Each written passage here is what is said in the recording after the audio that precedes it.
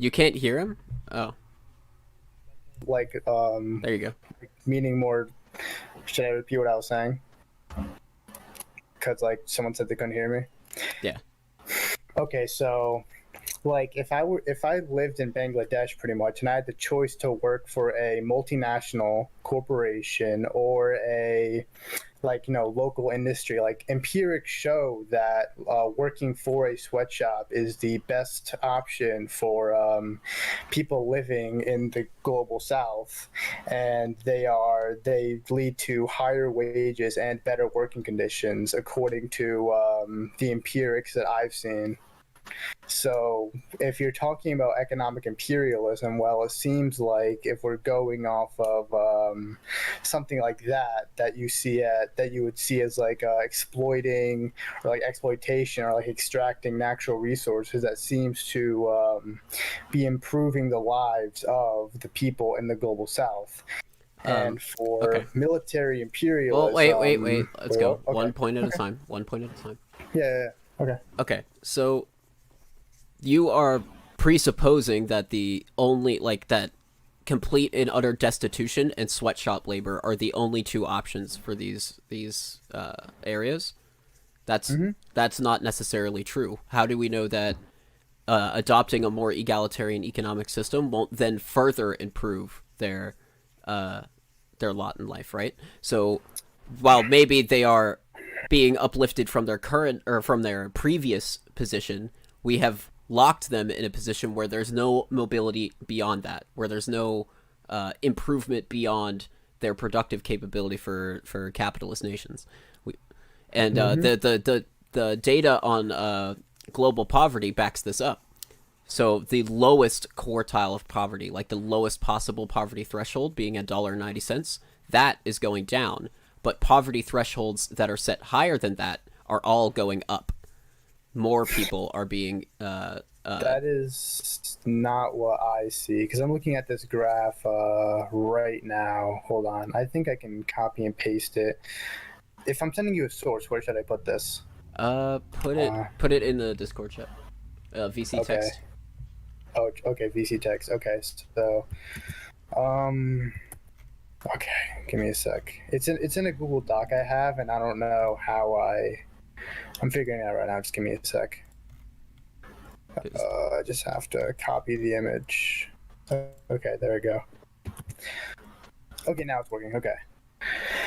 So what you're looking at here is distribution of population between poverty thresholds. So it gives you below $1.90 a day, $1.90 a day to $320, and then all the way at the top is above $10. And as you can see, that line has also gone down compared to 1981. Okay, but And then you see, we can look. Actually, we have the same graph. If you actually scroll up in VC text, I used this very same data to service my point, and we actually have another graph here. You don't have to scroll up very far. mm-hmm. So someone else, Orange, Yes. used it. So block graph at a stagnant. Here's scale. So what we could see from the first graph here is that the by raw number, right? The Mm-hmm. amount of poverty in the world. If you look at the uppermost threshold for poverty, which is above $10 a day, that one is going up. The middle two are stagnant in terms of population, and the bottom two are going down.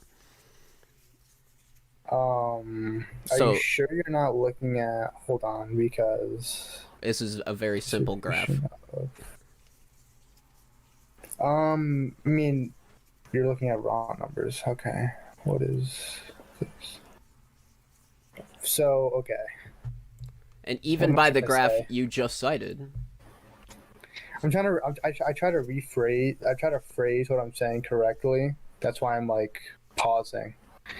So okay, I mean, I think wouldn't you agree that like percents are like a better way of looking at but these even the matters? So sure, like sure, purely sure. raw numbers are But not as helpful as. well, let's look. The data you just sent is percentage of people who are in poverty.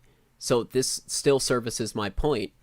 The topmost percentile of the topmost poverty threshold, the percentage of the people in poverty the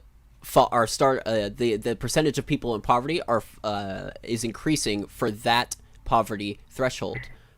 But this is only counting people who are in poverty. See, it's 100% up there. Mm-hmm. So all this means is that the lower percentage of the lower thresholds, the percentages of the people in poverty that these thresholds make up is going down, while the top one's going up. Then, when we look at the other graph, we could see that in terms of the entire world population, the raw number of people in poverty is going up. That means people who are not previously impoverished are falling into poverty, at least for the topmost threshold. So they're falling into it, but not falling below that. So all we've done is increase the wealth floor and then made it so more people hit that wealth floor. Isn't that literally, because when you look at the percent of people making above $10 a day in 1981, it was, I don't know the exact number, but it's a little under 80%.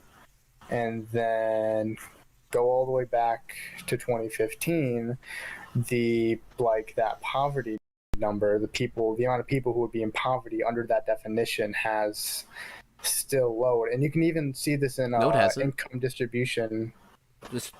By this data, it's gone up. The point above $10 a day, if you see the line, it has decreased. If you go from, I could even try to like circle these two dots I'm looking at for you. It's from 1981 to 2015. The 2015 line is lower. Like the point at 2015 is lower than in 1981. If you're following what I'm saying right here, you see a slight increase at some points, but then it started to decrease. Wait, what are you looking at? Which graph are you looking at? I'm looking at the one we're both looking at. Hold on. Well, I'm looking at two different graphs here. Okay, let me. I can do this on my phone. Just give me 1 second. If I circle what I'm talking about, I can give you a better picture. Link me, Orange. Crap. And then I don't know why my mic sounds better. I barely changed anything. I turned the gain up a little bit. All right, so. Okay, all right. You're fundamentally misunderstanding this graph. Okay, so the left, the y-axis over here. This is the percentage of the people who are already who are in poverty. This has nothing to do with the raw number. This isn't total population. This is people in poverty. This whole graph is people in poverty. I know it says that when you look at above $10 a day, it would show that the majority of people are in poverty. I know that. But what I'm saying is that has gone down. No, it's charted weird, okay? So,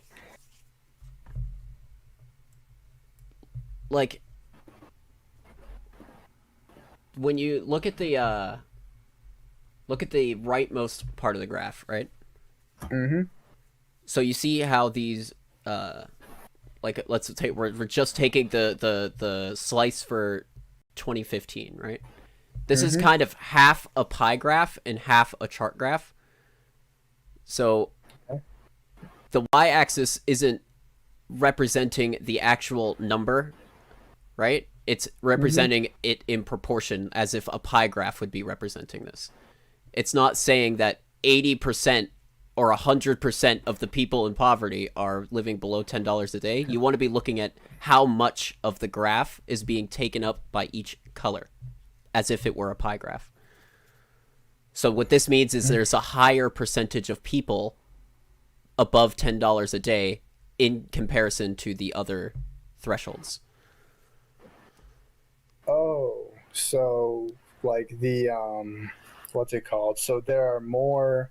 So if you look at the right hand side, there are more people making above $10 a day Yeah, that compared person. to Yeah, people compared to making the rest other of it. thresholds. Yes, it's So yeah, so but that's whole side is bigger than it was in 1981. More people in yes, 1981, more people were below $1.90 a day. Now that's true. like the And I smallest admitted one. to that at the start of this. I said yes, the lowest possible like wealth one can have, that seems to be going up, but it is also capped, which is at this $10 a day. We look at the other graph that we cited, the one up here, which it won't let me copy paste it for some reason, but if you scroll up, Orange cited it. It shows the Mm-hmm. amount. This is relative to the world population in general. The amount of people in poverty above $10 a day. The same threshold we were just talking about.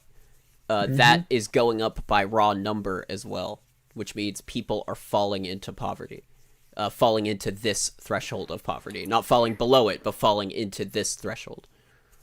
Following. Okay, so if you look at the okay, let me go back to it. Okay, but yeah, so if you make it above $10 a day, then you see that more people. Yeah, so the Yeah, world is getting it's becoming a better place. no, We'll that agree to means this, right? no. That means people who were previously making above that poverty threshold are falling into this poverty threshold because this new number has to come from somewhere, and it's not being accounted. If it was being fully accounted for by people below it, then the chart, the amount of people making above $10 a day in that poverty threshold. This is just a poverty threshold, so this caps at some point. This is just a poverty threshold we set at above $10 a day, which means, it could be like 11.25 a day is the poverty threshold in question or whatever, which is what I make every hour at my job. You So recognize though that like these are in international dollars though, right? So they yes, are yeah, okay. this is all, but in order for this part of the chart to be going up while all the other ones are going down, instead of following them on the way down, because if it was being fully accounted for by the ones below it, it would also be going down or be stagnant, but it's not. Which Mm-hmm. means we have to be adding more population to this uppermost poverty threshold. People making above that poverty threshold have to be falling into it in order to account for the extra people. Or there's the birth. We could also account for this with birth rates, right? That Yeah. could also be a possible explanation, but that also means that in these countries, more people are being born, and the actual amount of poverty in these countries is staying stagnant, and their population is just going up. So what you're saying that higher birth rates can be a indicator of more poverty since like poor Oh, people actually, invert that. have Uh, Poverty tends to breed higher, or less industrialized countries tend to have higher birth rates. no, that's what I said. I know. Like I said more inverse the okay. relation though. It not higher birth rates means you're in poverty. Invert like that. That implies there's Okay. the reverse causation. Okay. I don't really go because like according to both graphs, there are like I said, there are more people making above $10 a But what day I'm than in saying is, 1981. And you can also look at this through income distribution graphs. Like people are making more money, sure, over time. but but And when I said earlier, my point is that we have created a system that increased the wealth floor to a certain point, but then made it so that more people who were already above that wealth floor either fall into it and hit that wealth floor, or it just stays stagnant, where it doesn't go any further up above that. I think that this creates a lot of inequality because rich people get exponentially richer, whereas these people at the topmost of the poverty threshold, right? Mhm. More people are falling into that, so they have, in relation to the richest people in the Oh, world, have less wealth. okay. Wait, so are you making like a social mobile? Like, are you saying that? A global social mobility, yes. Okay, so I mean, I've seen stuff that show that income inequality like is a big problem. That's one of the things that I would want to reform. Like the Reagan profile picture that I have like is a joke because I'm more of like is like a social democrat, such like liberal. Yeah, Like I I'm not figured. a full on neoliberal. So yeah, like I support for example developmental states like in China and like not like minus the authoritarianism but like yeah, are Yeah, you obviously. familiar with like with are you familiar with what a developmental state is like officially, Uh, like just like Go what ahead and explain it.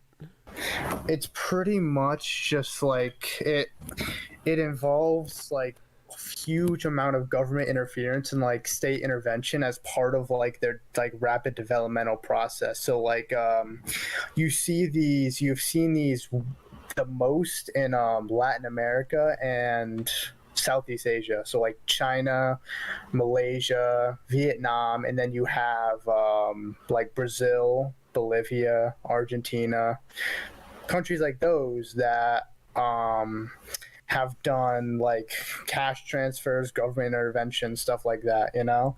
And you see these with the fact that the Gini coefficient, which is a tool that is used to measure inequality, it's gone down rapidly in Latin America, and then they've seen more growth.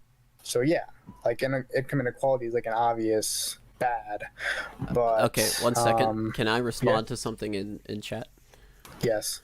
Okay, Harry, I accounted for another possible explanation for the raw number of people going into poverty. I understand that uh it's not necessarily what I said earlier, and I accounted for another possible explanation, but both possible explanations are entirely uh an indictment of wealth inequality around the world. Yeah, but I But this think is yeah. I'd like to respond to what you said though. The I in principle I agree with what you're saying, right? Mm-hmm. I think though that I think it's evident, in fact, that capitalism, it you're only temporarily solving this problem just because of how the system works, right? As I Mm-hmm. said earlier, the if you have capital, you can invest that capital into making more capital. So the rich will get richer exponentially quicker than everyone else because they have the capital to invest in making more capital. So Mm-hmm. you can temporarily solve wealth inequality, but later down the line you're going to have to do it again and then again and then again because capitalism tends towards monopoly for that reason.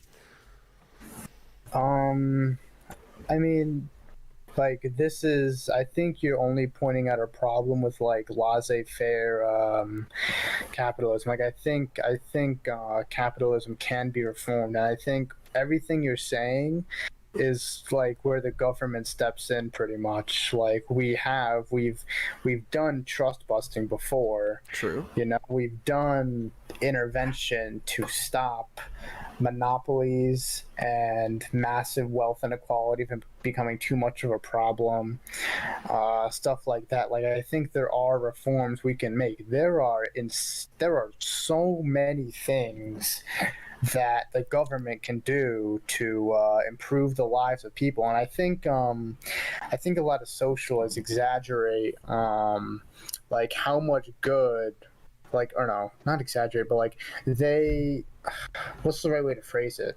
Like they don't think the profit motive can do as much good as it actually can. Is what I'm saying. Okay. It is profitable to do things like increase wages, for example, have higher benefits, for example, like stuff like that, because they want to keep workers happy. That's why in a lot of global south countries they actually make use of democratic institutions like unions to you know just it's because it's just more profitable to do. You know, I could even send you the study that says that they make use of democratic institutions. Sure. Yeah. and I don't disagree. It is in many ways, like a lot of these policies are more profitable, but you're relying on the people at the top to see it that way.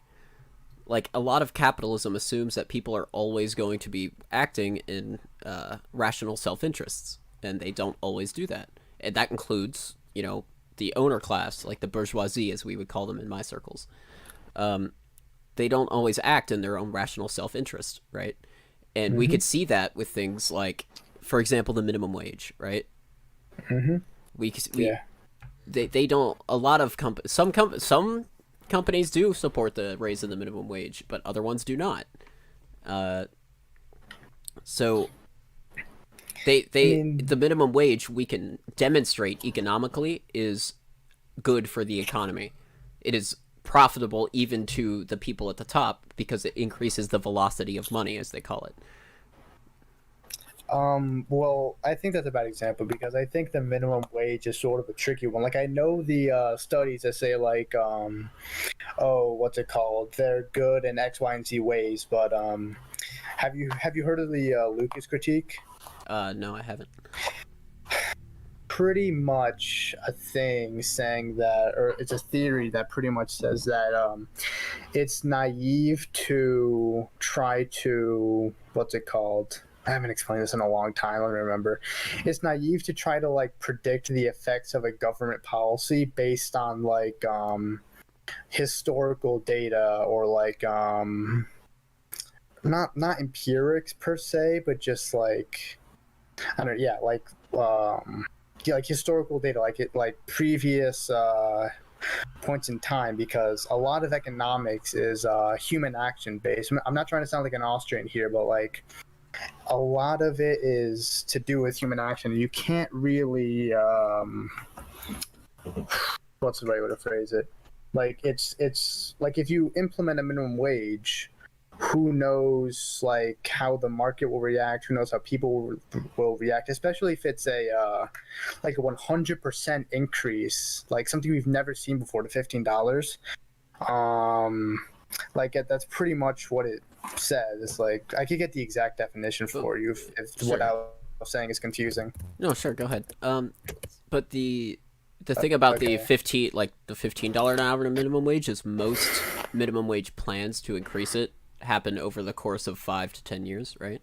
So, for example, Biden's original plan that was supposed to Oh come with yeah, the yeah, yeah, COVID I relief know was that. supposed to be and so we can kind of account for that already, right? We can by doing it gradually Mm-hmm. over time, we can react to the market forces reacting in a way that was unexpected, right? Mm-hmm. So So yeah, even Lucas. Okay, I'm sorry. Yeah. go ahead.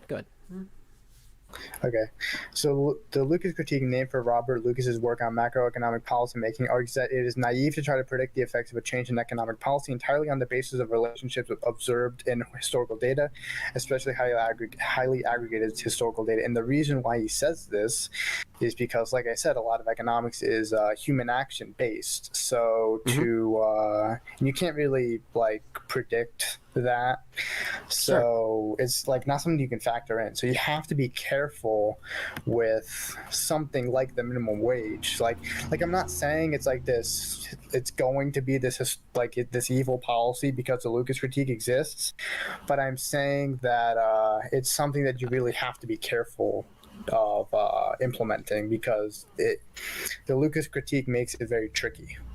In other words, like if a $15 minimum wage works, like if the market doesn't actually respond in a way that would make it a bad policy, like that'd be good. Just like I'm just saying that you can't really just look at a dupe study and be like, oh, this is like look how good the minimum wage is. You can't just look at a any minimum wage study and be like, oh, look how good this policy is, because you don't really know how the market may react. Okay, that's Yeah. fair. Yeah, that's fine. And like I said, Yeah. we can implement it in such a way so as to account for that. But Mm-hmm. we even but judging it, like even what you just said kind of services my original point a little bit in that you're in order to be like, okay, well, the profit motive can result in X good thing for the workers too.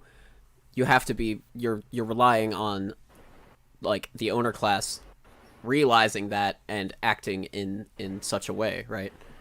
Mm-hmm. So that it's not necessarily true, even if like economically it would work on paper. It doesn't necessarily mean that that's how it's going to bear out. Yeah, that's true. But that's I think where. Well, no, I won't say that because that depends on region. But I don't know. Like that's where unions come in a lot of the time, where a business owner doesn't really see that, or like they're just for whatever reason being a silly business owner, you know. But like that's where unions come in, where they demand higher wages, they collectively bargain. Like I'm pro union. Like a lot of the people that I talk to and hang out with, like neoliberals and stuff, like they are anti-union, and I'm like, nah, it's too far. Like unions are good. Come on. But yeah, I get your point, but then again, like when a business makes bad decisions, they tend to do Hold on one moment. poorly. Sorry, I want to respond to So something in chat again. Harry, okay, I know you're watching this. The the green is itself a poverty threshold, which means if it's going up, poverty is going up. It doesn't mean that going up doesn't mean poverty is going down. That means there is a threshold of poverty that is going up. Okay. Sorry. all right. Did you hear my point though? Yes, I did. Yeah. So, Okay. all right. Do you? So can we cycle back to the crux of the point though, right? Because I feel like we've veered off a little bit. Yeah. So we were talking about economic imperialism, right? So we're cycling back to Yeah. the poverty line, right? Mm-hmm. So I want to so the as we established earlier, the green poverty, right, is going up. Yeah. The ones below it are going down, which means people are moving up out of poverty. But which is a good thing, I will say. That it's better that people be in a higher quartile of poverty than, being $1.90 a day. Mm-hmm. So the what organization is it? The UN, some UN organization says that it might be the WHO. I'm not sure, but the bare minimum someone needs to eat, right? To eat every day and make sure you don't starve to death is about $5 a day, right? Okay. So we have a huge segment of the world population who is living on roughly double the bare minimum of what they need to eat, to just eat, like not die of malnutrition. Mm-hmm. So I find this, and yeah, granted they're not starving to death anymore, right? We've solved that problem, but we need to move in a direction that's going to create an outcome where they can live even better than that, right? Yeah. So how do we do that? Do you have any like pragmatic solutions to that? Because I agree that people starving is bad, but Okay. you also have to factor in what is pragmatic and what is not. And unfortunately, something that you may see as the best solution may never happen. So, in order to truly help these people, like we both want to do, you need to think of things that could actually be implemented someday. Well, I mean, someday is a generous term. Mm-hmm. Well, I think feasibly any possible system that we could come up with could be implemented someday, right? But if we want to relegate this to the next, we'll say century, right? Is that fine? Mm-hmm. Okay. Sure. Well, I think we can achieve within a century a system of democratic control over the economy and less autocratic control over the economy. That way, people's individual interests are being more played against each other, and there is a consent of the masses when it comes to the economy. And I think that would go a long way to tackling imperialism, because it turns out the masses of people really aren't in favor of things like military interventions to increase profit, right? Mm-hmm. Well, So does the United States? Do you think the United States intervenes for profit? yes. Okay. Well, I would disagree. Think depending on like studies that or it's like what How do I've you study seen. people's intentions? How do I study people's? I mean, I mean, there are like documents or like whatever that you could. I could show you the study. Like, you can see that what's it called? The U.S. is more likely to engage in military campaigns for like humanitarian reasons rather than things like security or like corporate profits. Like when it comes to like specific interventions that are like this was for oil or this was for X thing relating to profit. Like it's not. I don't really think it's true. Let me just link that. That's a study that says that the U.S. is likely to engage in military campaigns for humanitarian reasons. So But like I find that highly hard to believe given our history of interventions. okay, but like, which wars do you think were like specifically like what do you think was for corporate profits? Well, you want to start at the beginning? We could start with the Banana Wars. You can start with anything The Banana you Wars, want. which were The banana interventions in wars. they were interventions in Central America for that to topple regimes that were nationalizing the natural resources of given Central American countries, and toppled those regimes to replace them with corporate friendly regimes that would the so named the wars for basically bananas, so that U.S. corporations could monopolize the banana production down there for global sale. Which okay, are you talking about the I think you're talking about like which country specifically was one of them like Guatemala, Guatemala. Okay, yeah. Panama. So you're saying I think I've heard this before. Like the United Fruit Company was Yes. pretty much like okay. Let me just find the doc I have on that. It's somewhere in a channel. So pretty much what it was saying. So you are correct that the United Fruit Company was lobbying for like for the United States to what's it called? Intervene. Intervene for banana profits, right? But they're according to this document.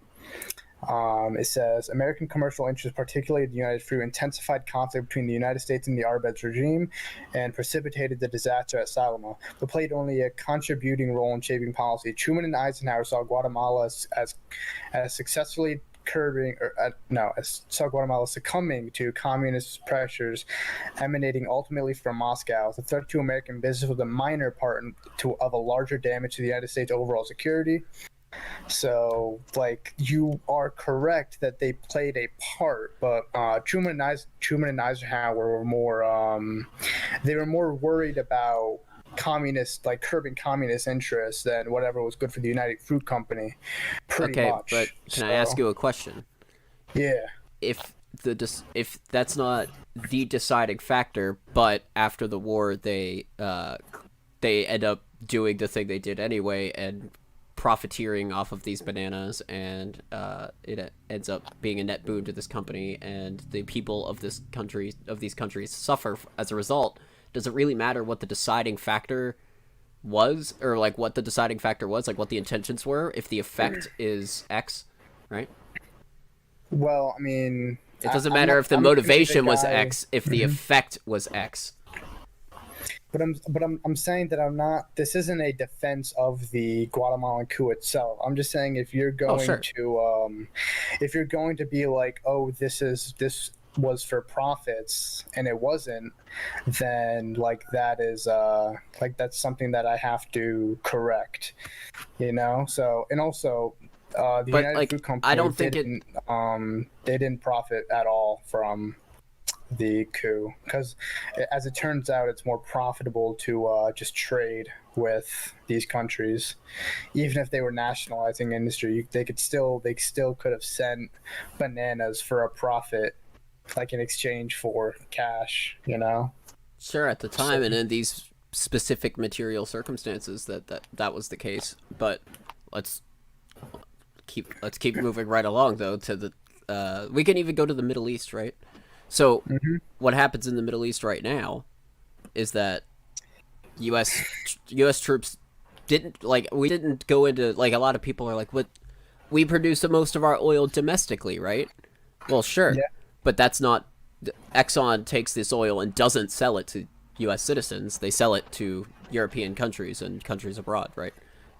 yeah. So that even if our intention wasn't necessarily to take the oil, right, as Donald Trump said, Hmm. take all the oil, uh, the net effect of this is that this oil is servicing multinational companies from the United States and not to the benefit of the people of Iraq and Kuwait. Well, we didn't. America didn't get a single oil contract from Iraq. They, so, like, the But if you're ExxonMobil saying currently is that exporting Middle Eastern oil abroad right now because, But what I'm saying is that we intervened in Iraq, which I have to look more into Iraq. I don't have an opinion on the Iraq War, but what am I gonna say? Like, if we go in there, we didn't get our purpose wasn't for oil. The war ends. We get rid of Saddam.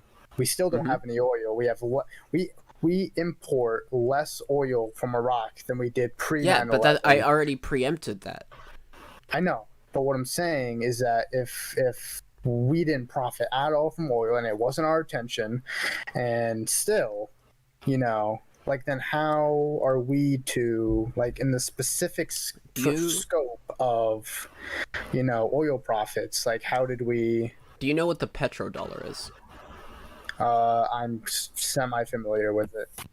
Okay, so it essentially, globally, not domestically, but globally, the U.S. dollar is the standard for world trade. Correct? Yeah. Okay, so not domestically, but globally, that is called the petrodollar because the value of that dollar is tied to the value of a barrel of oil. You're saying that internationally, the value of a dollar, Yeah, the for value the of the purposes dollar. of trade between countries. Okay. Okay, So the value of the dollar increased from like what is your point? well, I'll get to my point. It has nothing to do with the specific value of the dollar. Okay. There, hold on, let me look. I have to look this up real quick. But basically, several countries have, all countries use um, the petrodollar when it comes to trade and loans and all that kind of stuff. Mm-hmm. But some have tried to get rid of it. Yeah. And I will pull up a list of those countries for you here in a second. Okay.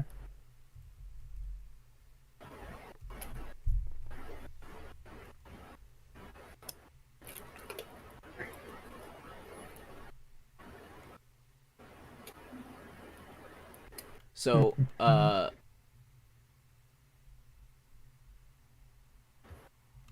these are all considering. I want ones that have done it in the past.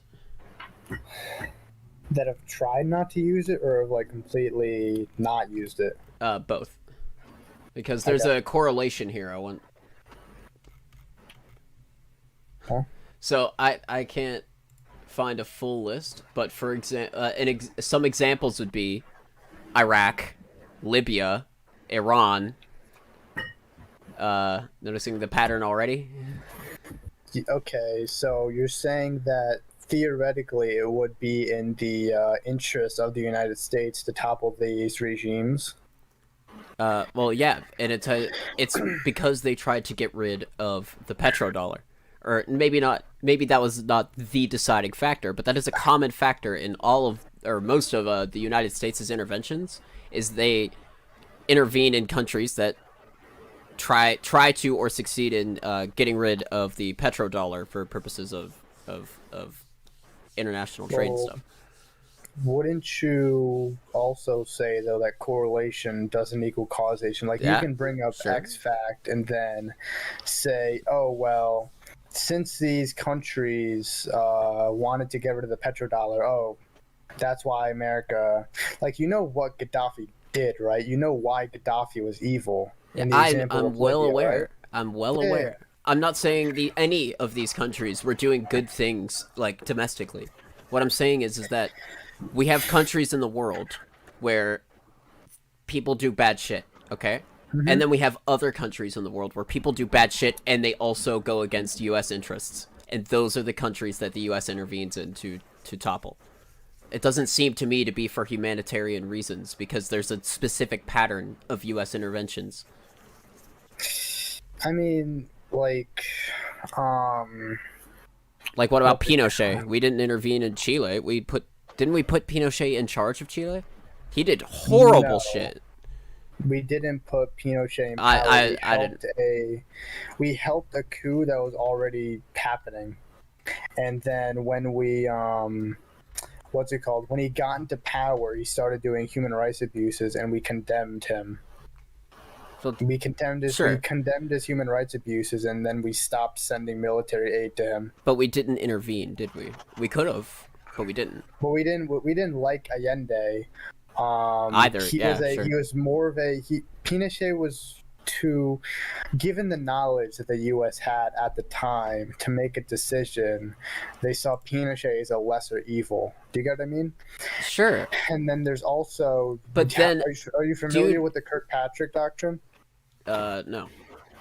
So the Kirkpatrick doctrine, in order to what's the best way to phrase it? It's pretty much like the reason why America has helped in or implemented so many right wing leaders in different countries is because when it comes to like more right wing, more pro America regimes, they're more easy to democratize in the future. So it's more of a think about it more as like an investment in the democratic nature of countries. So you And know how can we?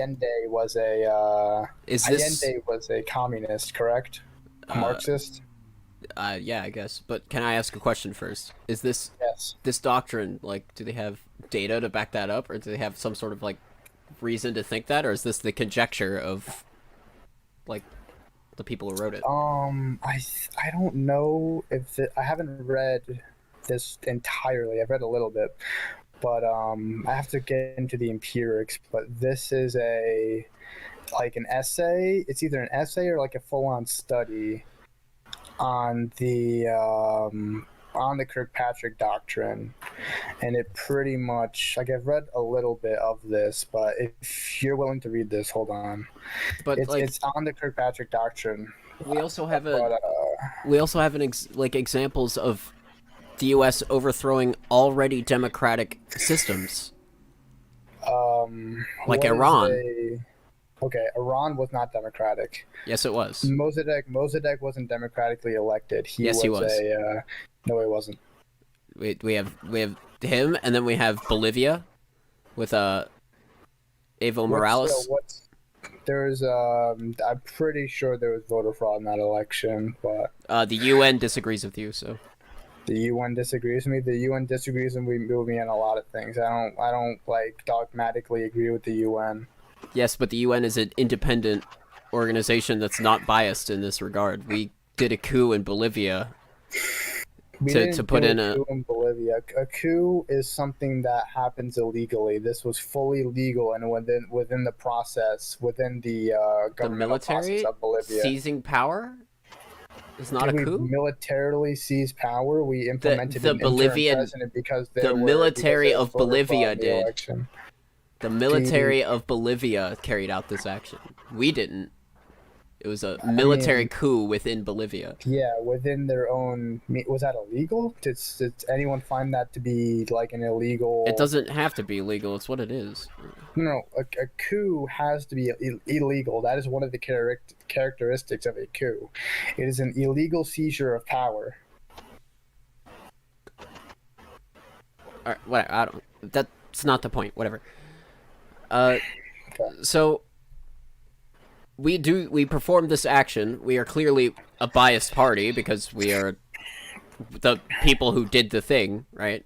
The Mm-hmm. UN, an independent organization, does an independent investigation of this election and finds no evidence of voter fraud. Then they have another election, and the same party as Evo Morales sweeps the election with 56% of the vote in a ranked choice system. In other words, won by an absolute landslide. And again, Mm-hmm. the UN found zero evidence of voter fraud. But it has what's it called? Has Moss been cooed like for the second time? Because like they won this election pretty They clearly attempt fair and square. the fascist leader we put in charge, whatever her name was. She tried. No, She wanted to do it again, but they arrested her. well, sure, she wanted to do it again, but what's it called? Like, obviously, we're not going to do it again if we have zero suspicions of voter fraud. That to me is just as like meaningless as when Trump hears is like voter fraud, because obviously that's like stupid. But But there was like, as far as we could tell, there was no evidence of voter fraud to begin with. well, I'm pretty sure The it was some investigation that did find like huge irregularities. the, but Um, independent so that organizations didn't was find said irregularities. What did was it happen an though, independent? there I don't was know. I don't some remember. legal problems with like regarding their constitution and Evo Morales trying to run again. There was some legal problems in Well, that yeah. regard, but I don't think that's ground to topple the fucking like democratic like will of the people. Okay, well, the Democratic will of the people voted against him running for another term. He won the election though. He won the election, but they didn't want him to run. I mean, like if Then why what's it wouldn't they called? vote against him? If the people voted against like Donald Trump running for a third term and he still won, like does that mean that he like won legitimately? Like these, what if these people voted for Evo Morales? Like even though they didn't want him to run for a third term, just because he was a lesser evil, just because they like would rather like someone who they agree with more on policy to win than somebody else. Like Okay, you can then agree with someone on policy without them curbing the democratic process. You get what I mean? okay, but even if it's a lesser of two evils argument, right? Then like what? Why topple the democratic result anyway? Why not handle this in a legal sense later? Because it was unconstitutional. Because they They have a what's Supreme it called? Court. They do have a Supreme Court, and the military decided to get rid of Morales because this was clearly unconstitutional.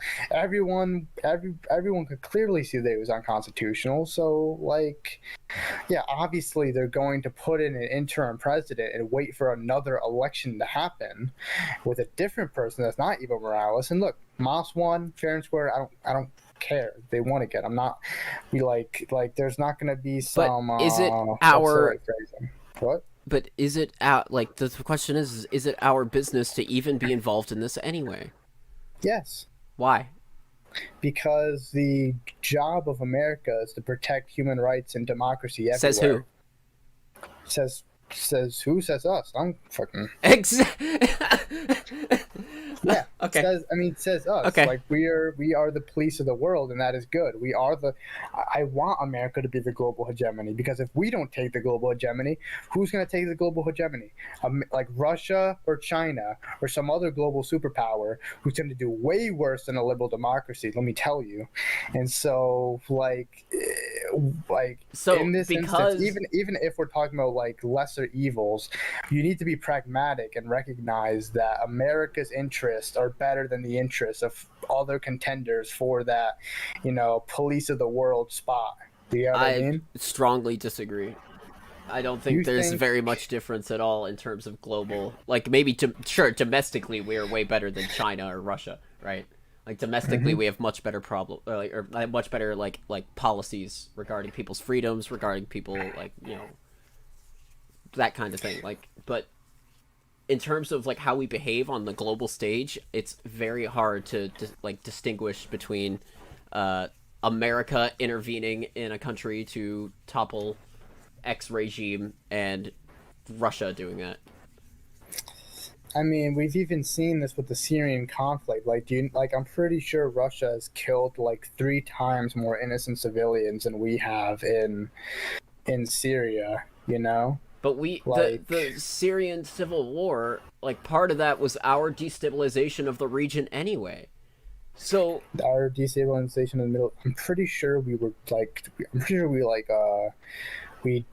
we didn't intervene till late, like pretty late in the conflict. But I no, could but be like wrong the on that. region in general, like we Just the region a lot of generally. yeah, because ISIS grew out of our toppling of like our destabilization of Iraq. I think ISIS. you got your timelines wrong. Hold on, What? We've because been in the Iraq for 20 years. yeah, but the Syrian civil war wasn't due to ISIS. It was due to the Arab Spring. The like Wait, which Bashar al-Assad didn't like the Arab Spring. He tried to destroy it, destroy the protesters. He used chemical weapons, and so people wanted to stop him. that evidence is shaky too, but well, How is that or evidence unless shaky? unless there's unless we're talking about the earlier No, instance. he like clearly at least at some point in time used chemical weapons on his own people. Yeah, but that was a. I wasn't sure if you were referring to the one that happened like many years ago, like 15 years ago or whatever, I'm or the one that referring or the one to that the supposedly happened in 2017 or whenever. I'm referring to against like protesters, like people who are protesting who are like part of the Arab Spring movement to get democracy in the Middle East. Like Okay, like but if there wasn't chemical weapons used, then there was still mass repression of that, and then what we did, it turned into a rebellion, like a violent rebellion. Then we trained those rebels in Syria, and then it like became this big civil war. yeah, That's there you my go. knowledge of it. Well, I mean that's what we do to topple dictators. I mean, Yeah, and it's not it doesn't have a good effect on the world. It seems to me because a lot like rebels seems to be we've it has. I mean, look at no, I the mean, rebels we like the history of us arming rebels have been like the Contras, the Taliban, Al the Qaeda. contra. I mean, okay, look. You got like the Contras are obviously like a bad group, but like with what's it called? With foreign policy in general, you have to one choose lesser evils and two be pragmatic. So we got One of stuck the in a tricky situation where the Contras were the only like real opposition to the Sandinistas. Because I think this was in Nicaragua, if I'm not mistaken. So like this, yeah, I think so, yes. Sandinistas. So they failed obviously because Yeah. the U.S. is very clearly infallible, but Yeah, look at Saudi Arabia. Yeah. We funneled money to Saudi Arabia who gives weapons to yeah, like jihadists. yeah, I know like Saudi Arabia is not like a dream alliance, but like that's where being pragmatic comes in, even when it's a country like Saudi Arabia. So but you gotta make like how far does this strategic alliances. pragmatism go when Saudi Arabia gives money to rebels who did or not rebels, an organization who did 9/11? I mean, how They do I phrase this? 3,000 of our citizens died in a single day. Yeah, I know, but I'm not the dude who's like defending Saudi. Like, I don't like Saudi Arabia at all, not even a Like, little and bit. not even us, But but like not even just Saudi Arabia. Rather, the U.S. but when it trained comes to yeah, Osama bin Laden. They gave weapons to the Mujahideen in Afghanistan, who later would become the Taliban and Al Qaeda. Al Qaeda then would grow as an organization and then would splinter off and become ISIS. okay, These but are the America. bastard children of our arming rebels. Okay, but the U.S. doesn't have like a magic ball where they can tell the future So of what's going to maybe happen. We make decisions based on the information we have at the time. That's why there's a difference between something being good and something being justified. Like the Iraq War was justified, but it wasn't good. You get what I mean?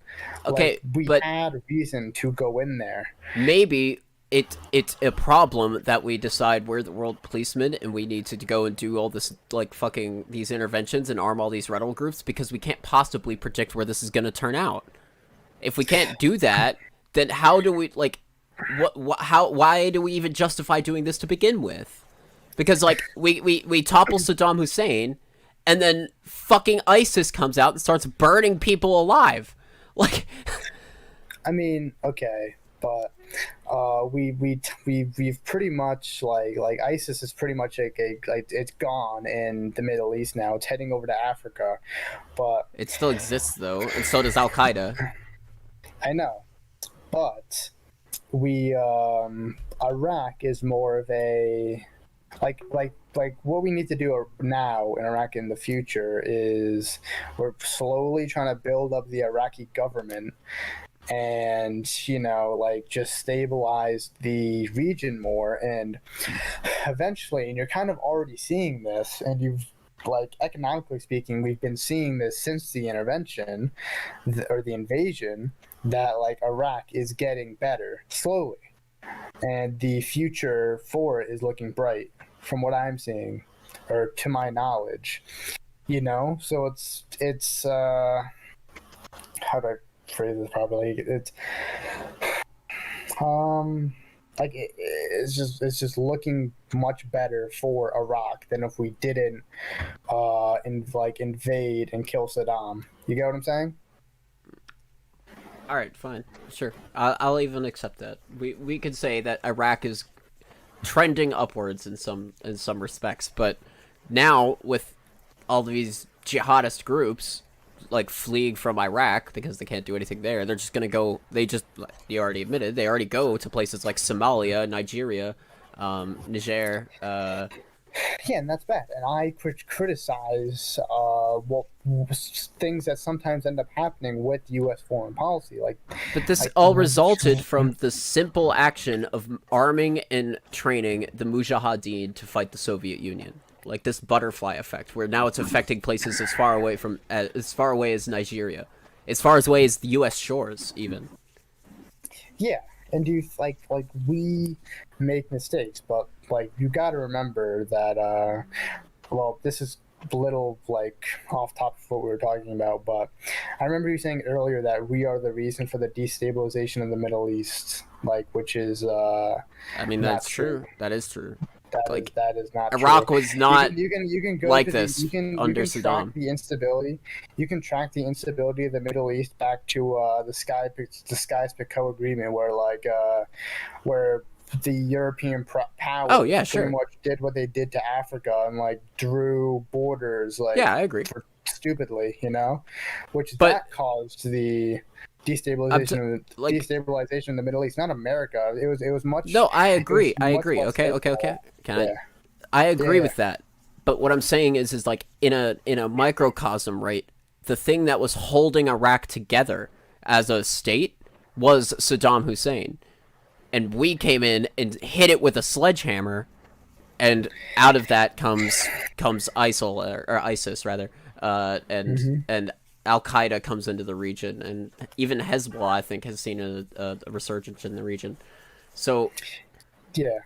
But like these are all kind of like ISIS is gone. Like a lot of the previous terrorism is gone. So like if you look at it long term, like you're seeing a brighter future for Iraq that we wouldn't see if we didn't dispose of Saddam Hussein. You're already seeing a like either with but can time or I directly because we intervened in Iraq, we see a overall better Iraq okay, because so I'd like of to. U.S. intervention. All right, fine, and I even conceded that, sure, but we spent all of this money doing this, right? The Hmm. problem is simply spread, as I just made the point, to other regions of the world. So, are we going to spend even more money chasing this problem around to stamp it out, while places like Flint, Michigan, don't even have clean water? I mean, we can solve both problems though, right? I mean, look at Joe Biden's proposal to eliminate all lead pipes by 2030.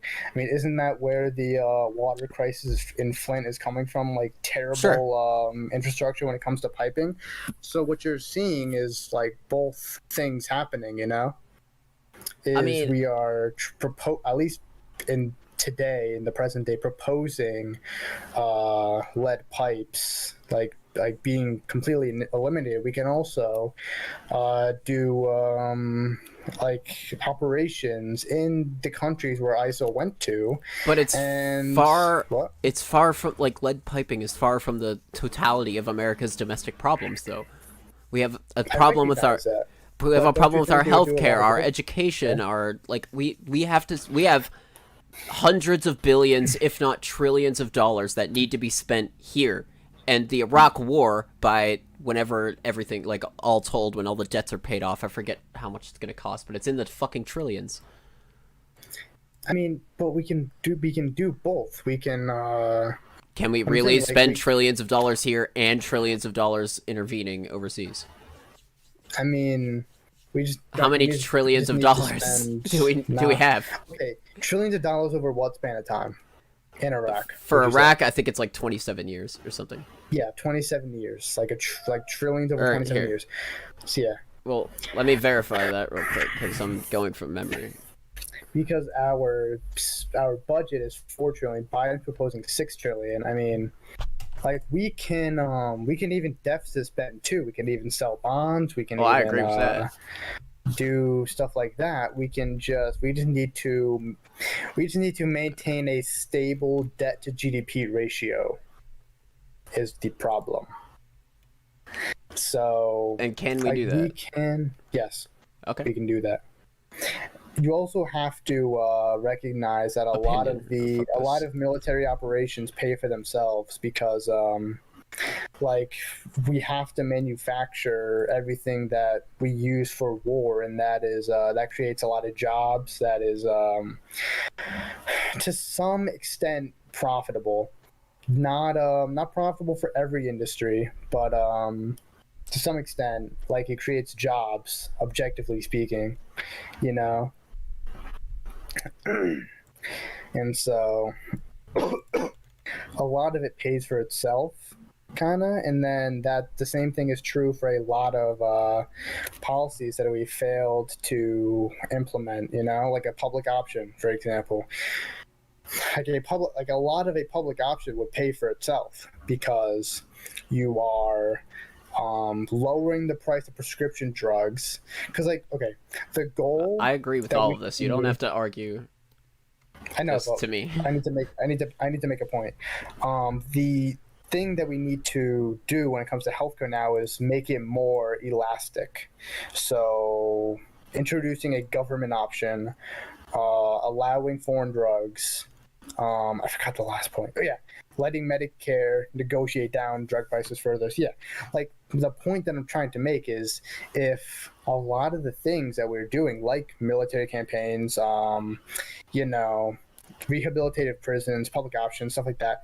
If a lot of these, even if they don't pay for themselves, they're not outright profitable. Then like I don't really see why You would make it like a cost argument, you know? Well, because on one hand, like I don't think like war in general doesn't give a direct return on investment. So like this is just money spent. That's all it is. So, but infrastructure bills, healthcare bills, things like that, those do offer a return. Like that's money better spent because it will. I mean, even if it's only on the one side, like Because even if it's only like stuff like public options and stuff that pay for themselves or offer a return, like I inf- still don't know why you would make the argument that well, let me finish the we point can't pay though. for both. Okay, So, fine. so, and as we've just established, like earlier, like a lot of this stuff is highly unpredictable. We don't know when we spend $2 trillion in Iraq, right? We don't know if Hmm. that's gonna like butterfly effect and cause us to have to do six more interventions in 10 years, 10 years from now, which could like that spirals out of control really fucking quickly. Like it's not a predictable cost. Like we don't know what is going to result from these interventions. We don't know for how long we're going to have to stay there. We don't know how like it's not even investment. It's just a risky way to spend money. Yeah, but even if it's expensive, like, do you value, protecting human rights and democracy and killing terrorists over like the price tag? I value though. I think there are better ways to do that than to militarily intervene. Like how would you protect? How would you stop? All right, let me phrase this better. Or here, let me phrase my thing better. Okay, I think Okay. there are better ways to do that than direct military intervention.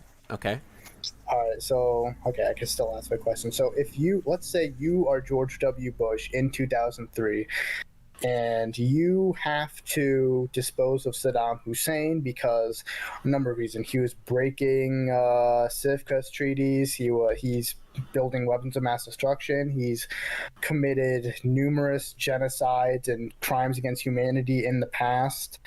Like, how do you get rid of this guy without direct military action? I don't know that I would. You, okay, hypothetically, let's say that If for I if some you massive lock me reason you into had a to. box where I had to, right? I absolutely have to topple Saddam Hussein, then yes, I would use direct military intervention, but that I want to avoid that as a thing. Like I don't think we had to. That's the thing. Well, we want I do to care about because the we, people of yeah. the world, right? I do care about the Hmm. people of the world. I want to create the best possible outcomes for the people of the world, and I don't think military intervention is the best way to do that. I think there's other I don't think it benefits the people at the bottom of these societies, the poor of these societies. They are the ones disproportionately like the poor people of Iraq were the ones disproportionately affected by the war. They were the people who are killed by accident in drone strikes or airstrikes. They are the people whose homes are caught in the crossfire between ISIS and U.S. Marines, right? Hmm.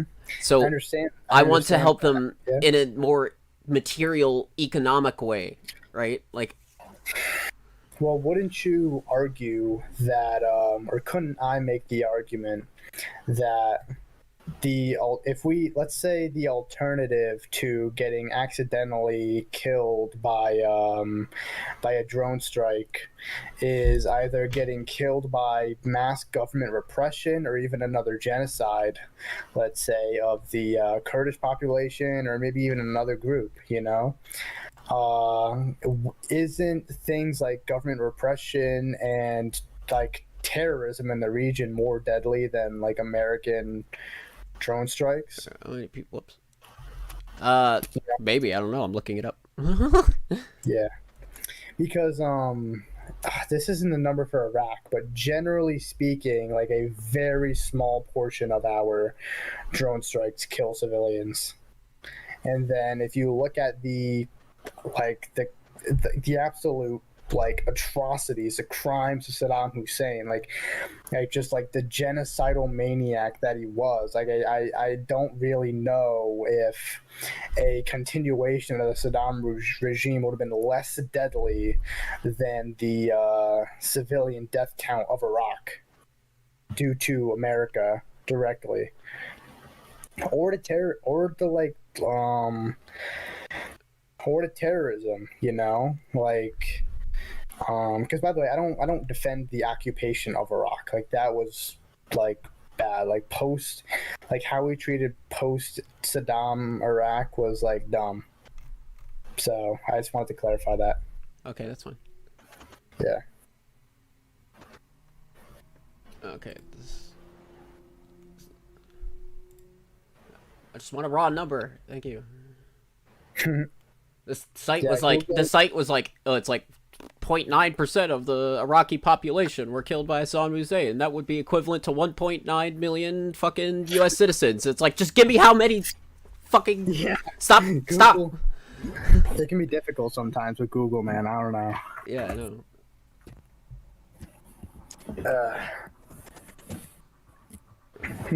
This site does not look reliable at all.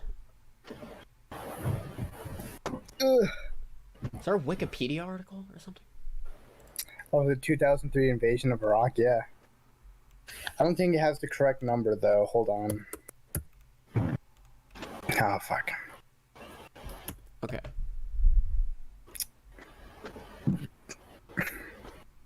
Damn.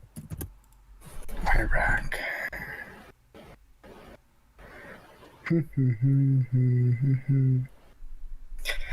Because I hear a lot of people being like, oh, this huge number of civilians died in Iraq, and then I hear, Well, the number I am familiar with is 500,000 all told. That includes like crossfire, like civilians hit, but also people like when a town would get, like, the infrastructure would get destroyed, and then disease would spread in the town, or like what, I don't know, whatever, what have you. People died as a result of the war would total 500,000, like all causes of death. like I've seen insane numbers like that, but then I've heard neoliberals say that that number is way lower than it actually is. So that's what I'm looking for in this. Although one. there's probably some conflation there, where, like, you know, neoliberals are like, actually only like 20,000 people died, but they're only counting people who actually got, like, shot in the crossfire or blown up in an airstrike, right? They're not counting other potential like deaths as a result of the war that aren't necessarily dying in the crossfire. Yeah, like what do you mean? Like if they blew up infrastructure and then that caused like, yeah, that causes disease to be spread. Yeah. Well, that causes like displacement and hunger and that kind of thing. Possibly, yeah. I mean, like I don't really we're kind of going into territory that is not charted. Like Yeah. I'm kind of going into a little bit of uncharted territory for me here, because I don't actually know exactly like how many died in Iraq or like any reliable figure, but like even if but like what I'm saying is that whatever number it is, like who knows the kind of like terror that that Saddam Hussein would have caused if he were to continue, you know? Because I mean, sure, but by the, like, let's back up our perspectives all the way back to George W. Bush, right? mm-hmm. So you have Saddam Hussein who's doing horrible shit, and you go in to topple him. Well, how do you know you're not creating something worse? Even, like, we can even, like, conceding that maybe the result was better than the alternative, how do you know that? And then we get into back into the question of, like, how do we know that us spending all this money in Iraq right now isn't going to butterfly into, like, you know, having to intervene in other countries, and then those costs just rally, like, tack up. What if we went, like, what if instead of spending, like, if we wanted to help people, like, that was our goal. What if instead of doing that, we went to say, hey, Nigeria, we'll build $20 billion worth of schools in your country and hospitals for free of charge. Like, wouldn't that be a better way to spend money to help the global poor and, like, you know, people around the world? I mean, yeah, but like the can't I mean we could do like both, and like even then I think Sure, but private like, charities could do a lot of that front. and I'm not. Like Bill Gates has done like a ton with like malaria like treatment in like these global south countries too. Sure, So like a but lot of I the think private sector also does this. yeah, that's sure. I agree, but I Hmm. think if I were in charge of foreign policy, and I'm not principally opposed to military intervention either, I just think that our military interventions should be more, what's the word? Surgical? Humanitarian No, focused. surgical. Oh, Like when we use our military, our like violence, like our weapons, we should do it in a more surgical and precise way, rather than just coming in and toppling regimes and shit. Like if we want to go after terrorists like Osama bin Laden, we use our special forces, our Navy SEALs. We use to some extent drones. And airstrikes, but try to use those more sparingly. Use our well, intelligence agencies to gather the information that we need more. Like, just we be already incredible. I know we already do that, but I'm trying to say we bias it more towards that end instead of deploying the U.S. Marines or the U.S. Army into nations.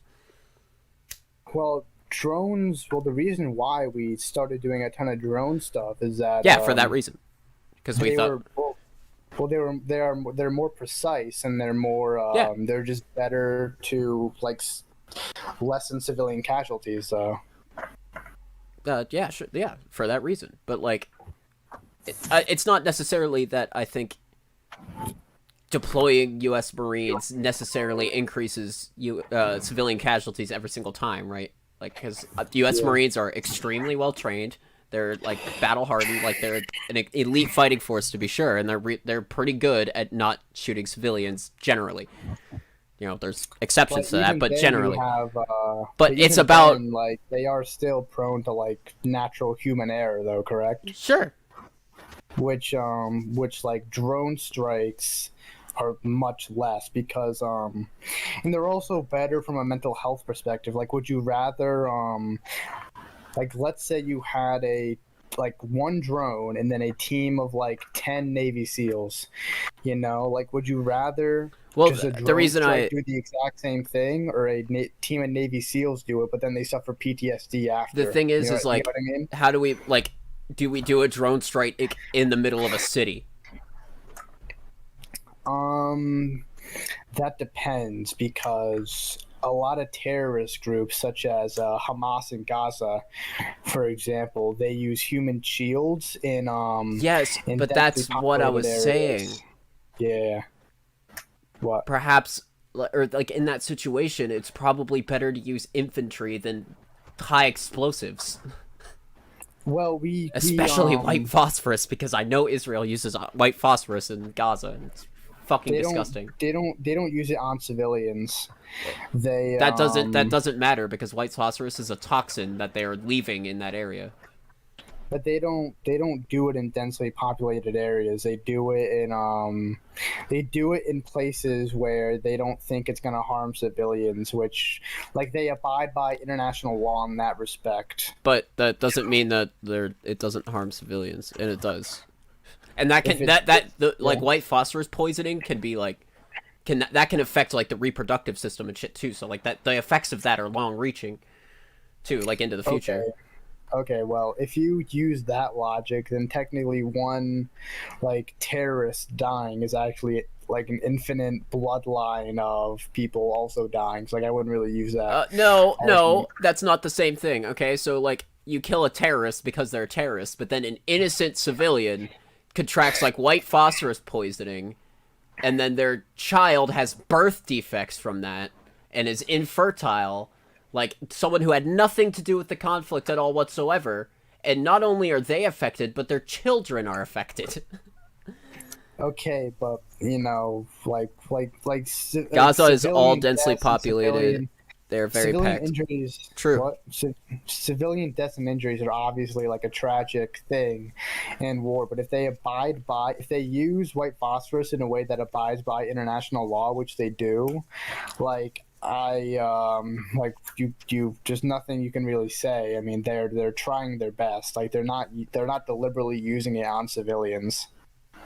But I think that like special forces are more surgical in this and are going to result in less like Well, they collateral. did ban the practice after all. I'm pretty sure in 2013. So like They still use it though. they did they did decide to. I mean, I'm from what I've principally seen, they against the use of white phosphorus as a weapon anyway, like in general. that's banned. See, that's banned from international law. That's because that's No, not it's the not. idea. It does. Nope. That White you the use of can't. white phosphorus as a weapon of war? You It's not banned. yeah. Only in How's civilian areas. You can still use it in military area, on a military base. okay? You can use it to illuminate a target or create smoke. No, You you can can't. use it as an incendiary device on military fortifications still legally.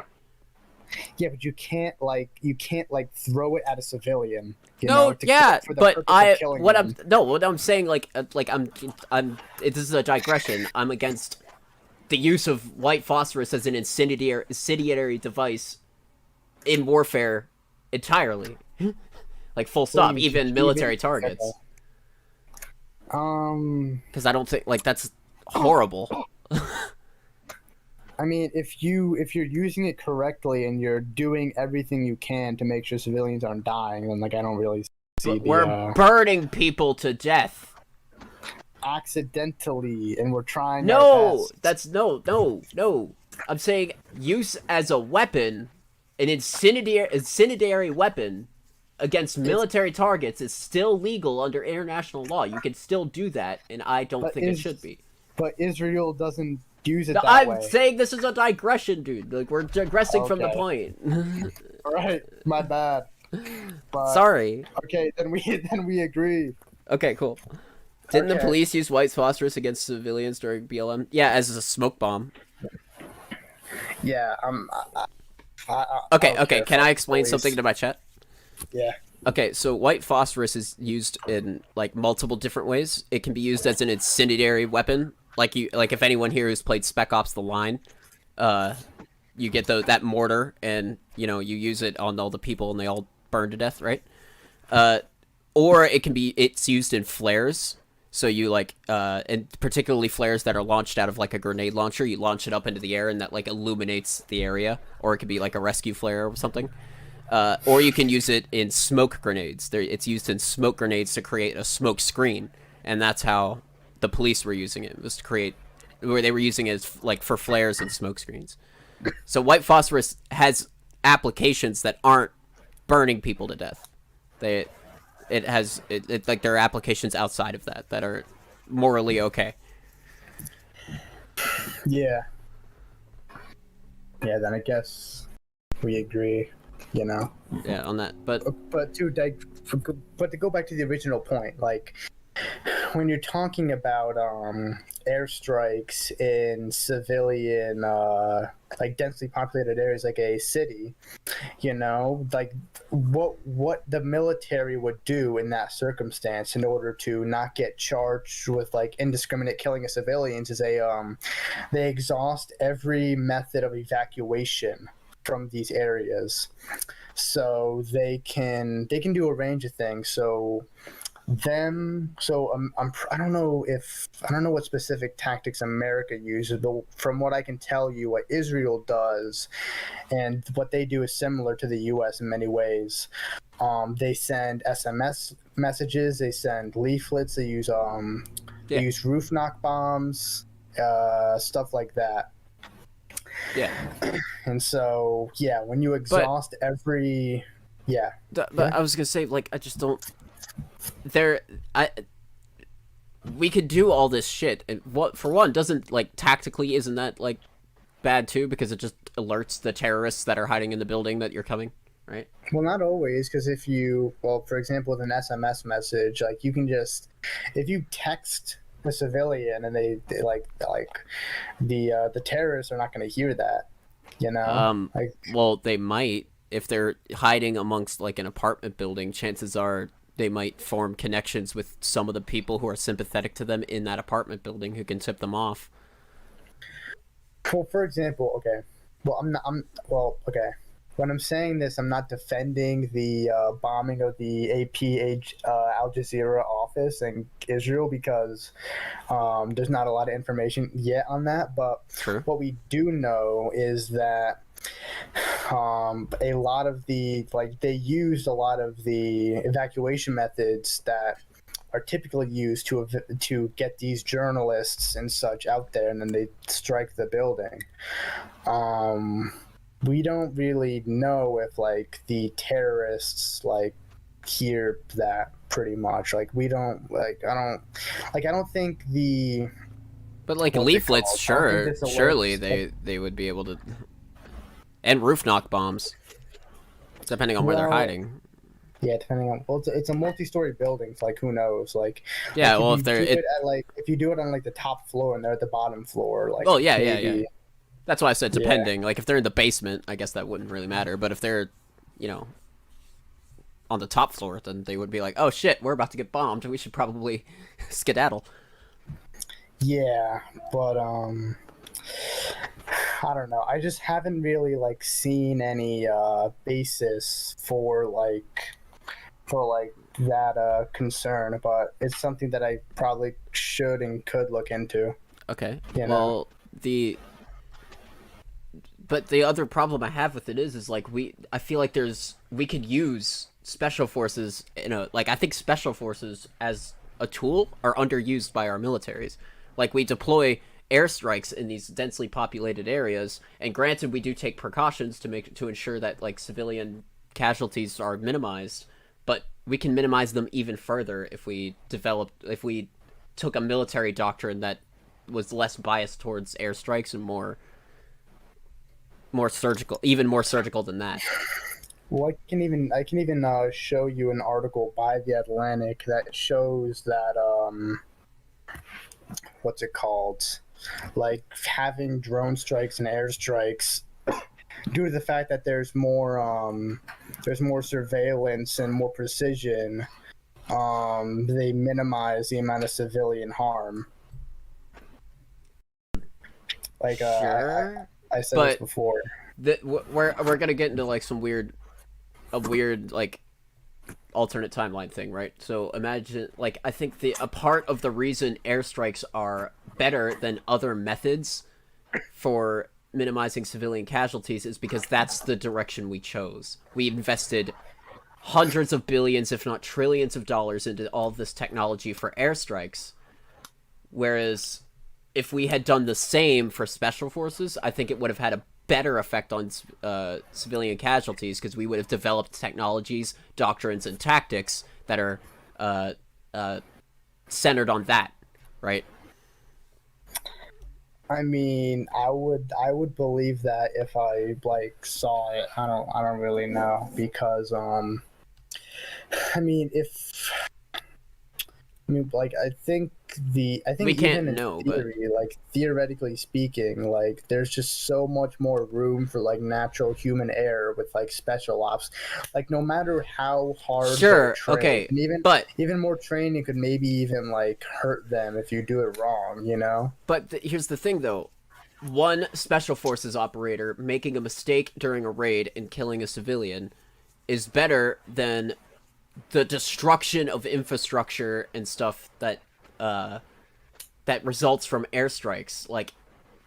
Airstrikes, not only a mistake during an airstrike isn't just going to kill the one civilian during the raid, it's going to kill many civilians. It's going to destroy, and it always destroys infrastructure and that kind of thing. And the number, we talk about this with BLM and systemic racism all the time, the number one contributor to violent crime in general, including terrorism, is material conditions.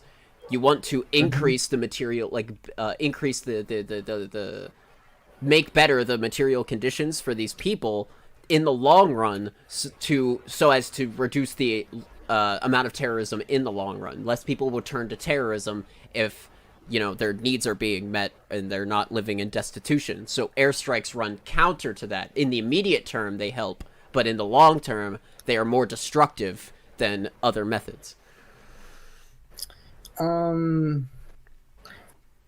mean, maybe it depends on what you're actually bombing, because some random ass Well, we've seen bunker. hospitals and elementary schools get bombed. I know, but those were pretty much just being used as like like to just Okay, store like terrorist sure, weapons, sure, sure, like sure, sure, sure. terrorist. Yeah. But that's what I just said, though. In the immediate term, yes, it was a tactical or the strategic like decision to make because like there were terrorist weapons there. But in the long term, did that really help the amount of terrorism in the world? Because you just destroyed infrastructure that, in the long term, is going to like worsen the material conditions in the area and make people want to turn to more radical like, uh, uh, ideologies to fight back. No, I don't know, because America has money. Like if they wanted to do like the double and like I don't know how to phrase it correctly, but like if they wanted to like make sure that doesn't happen, where like a complete dropping of material conditions leads to more terrorism long term because of more radicalization, they could like we have money, we can repair the buildings, but Sure, but I we? don't really. I haven't really seen. We haven't really seen that with like certain interventions we have taken. Like what's it called? Like Iraq. You see, Iraq's GDP per capita has gone up But dramatically what about since the. Palestine? Let's About we were Palestine. I yeah, we mean, were talking about Israel Palestine right now. Let's talk about that. Like yeah. in Palestine, the material conditions are not getting any better, and as a consequence of that, Hamas is still powerful. Let me see. Like I haven't particularly really. in Gaza. Like in Gaza, it's like very bad. Um. So I don't know what the World Bank defines as Palestine, but in 2007 Hamas took over, right? And then it's been like they've continued to go up. Well, no, they've been stagnant for a few years, or like they've kind of been like up and down and then down. Like it's still a general trend up. Like okay, I'll just show So you. what? But I mean, this would take a research like stream or something, but we would have to look like what do the dips in the conditions correlate to? let me look. Because I know, How, like, in addition to that, like, also, Israel will loosen up or harshen their restrictions on the Palestinian population as well over the years. So maybe it correlates to that as well. well, okay. Are you pro or against Israel? Just to clarify something. Okay, I am undecided on what solution I favor, but in general, I think Israel kind of has a few problems with how they conduct themselves in this situation. I mean, Okay. obviously Hamas isn't good, right? Yeah. But Hamas isn't backed by the world's largest military. Mm-hmm. Like as Okay. you So just you said, see we the have the money. dipping Israel also has the money. If Israel wants, Israel in could do these 2015. programs to increase the or like increase the quality of life in Palestine, and that in the long run would see a drop in terrorism. So they could take that So road if they wanted to. so it went down in 2015 and 2018. I don't know what happened in those years, but I don't as you either. can see, like the overall trend has been upwards. So I don't think airstrikes are like Well, not so airstrikes. No, it's bad not just that airstrikes. It's the yeah. restrictions, like legal restrictions on like the on Palestinian travel, on what supplies are allowed to areas like the Gaza Strip, for example. Like all those types of things are going to correlate to the material conditions. It's not just airstrikes; it's Israel's behavior in the area. Well, like Israelis also have like restrictions in these areas too. Hold on. Well, yeah, and I could I I would could imagine a Jew in the Gaza Strip right now also doesn't have the best quality of life ever. I know, but I'm saying like they are like there are specific places I could find it because I wrote a script on this for my channel. But hold on. Um, like they're not allowed to visit specific holy sites, and they're not allowed in any places in Palestine, whether that be Gaza or areas A and B of the West Bank. Like they are completely banned from Palestine. and then they're not Okay. allowed in a lot of holy sites that are not in Israel proper, Okay, but despite them being like the holiest sites for Judaism sometimes. all right, but okay, so do you think that these weird like why have these restrictions at all Why have these restrictions on Palestinians? on both like at all like in general?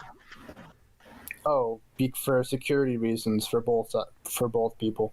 Okay, so but in the short term maybe that's true, but do you think this in the long term that this hurts the integration between the two populations and makes them more able to other each other and create like enemies out of Well, each other? in Israel they do a lot of things to what's it called, like integrate Arabs and Muslims in their Well, society. what do we mean by integrate though? That's Well, let me find it specifically. It's in this one report that I really like to use. sorry. But they do a lot of funding for like Arab holidays. They make it easier for Arabs to attend school. Like they pretty much have some like kind of like affirmative action kind of thing for what's it called, like Arabs in Israel proper. Let me find the link. It's just Okay. give me 1 second. I think no, this is not what I'm looking for. It's an interactive report which makes it easier. Like after this, you could probably do your own diving into this into the topic of apartheid in Israel um if you're interested in that kind of stuff. I got really interested. Okay, I just found it. I got very interested in Israel versus Palestine when all the recent events happened. Okay. So I did a lot of research on this. So I have a lot of you know information on this. Okay, so I'll just send the link in VC text for now while just give me a sec. Discord's acting up. I like how this Okay. started as a debate between capitalism and socialism. We've moved to Israel Palestine. Yeah, I don't know. I Who don't know, cares? man. Yeah. I'll just when I upload this, I'll just be like a conversation with X, and I'll tag like all the things we've talked about. Yeah. But there is one thing. There's like a bunch of stats that they. Is this the wrong report? I don't know if it is or not. But yeah, they do a lot of funding for Ramadan. They build a crap ton of mosques. They do a lot of like shit for Arabs to like pretty much make it feel like it's not just some Jewish only state, which obviously the purpose of creating Israel was to create a safe place for Jews, but that doesn't mean, like Jewish supremacy, that doesn't mean that other groups have to be second class citizens. That just means that the purpose of the state of Israel is to protect Jews from oppression, you know? Okay, and I see. Like it feels like from the outside perspective. Okay, and I'll admit I'm not like the reason I neglected to or I declined to answer the question when you asked me is that like I'm not super well researched on Israel Palestine. I have my opinions, but like I'd rather not state them in like a formal sense like this, but just because I don't want to say some bullshit that's not correct. Um, so Mm-hmm. the but from an outside perspective, it looks to me like Israel takes actions that just, like are run counter to um, the idea of like a long term peace, right? And both sides do. Hamas does too, to be clear. But the reason I'm laser focusing on Israel is because, like I said before, Israel is backed by the largest military in the world. They have nigh infinite money, uh, just like the U.S. Like both the U.S. and Israel could take other actions that to cement a long-term peace. Hmm.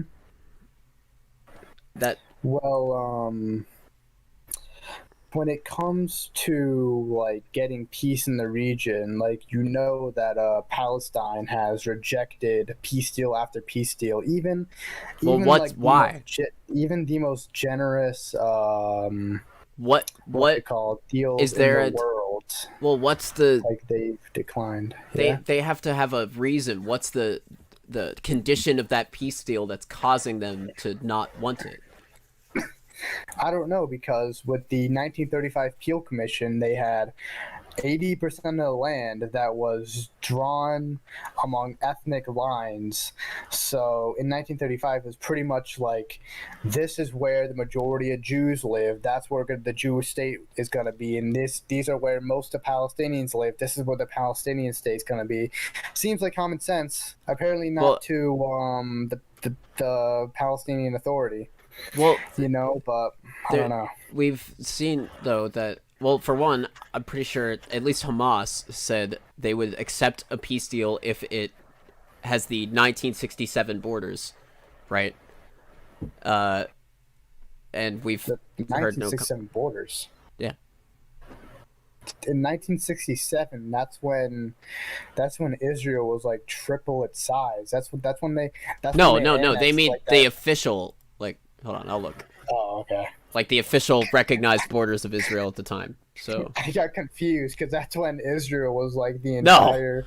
That's when they had Yes, that Hamas whole, wants Israel to rule the world. Obviously, Yeah. they will only accept Yeah, a peace true. deal if Israel annexes all of the Middle East. Exactly. They'll only accept the peace deal that has Greater Israel in it. Yeah. No, Yeah. but no, they mean like the officially recognized borders by the UN. So So what is it, like Israel proper, and then the Palestinian state is like all the West Bank and Gaza? Is that the here, one? I'm Is that pulling the up a peace map deal? right now. Okay. Here, Okay. sorry. Can I pull up Discord? Stream could see it right now, but you can't. Sorry. Yeah. There we go. Because okay, This. let's see. A Jewish state, an Arab state, and an international zone.